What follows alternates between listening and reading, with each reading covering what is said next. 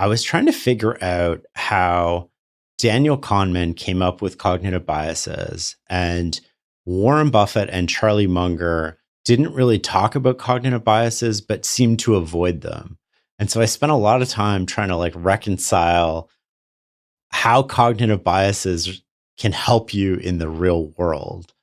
And so what I sort of hit on, at least from my point of view, is like cognitive biases are really good at explaining why you made a mistake in the past, but they're really poor at preventing you from making mistakes in the future. So they're intellectually very satisfying, but they don't really prevent you.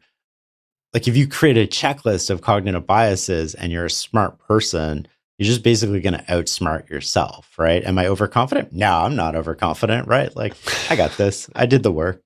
And so the story you tell yourself, you sort of like talk yourself out of them in a lot of ways, which is a bit of an irony to them. But tell me more about that. What do you mean by talking yourself out of them?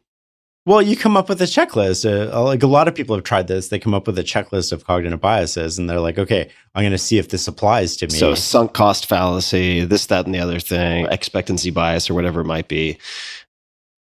Just putting together a list of things that one is intending to avoid.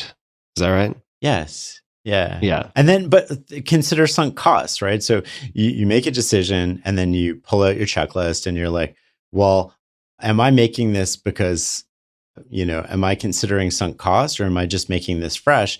And you've already decided at this moment, right? So you're just justifying and rationalizing the decision you already have. So you tell yourself a story about why sunk cost doesn't apply in this situation, or why you're not overconfident in this situation. Right. Use confirmation bias to address your other biases. Yeah. Exactly, right? And the smarter you are, the better those stories get and the more believable they get.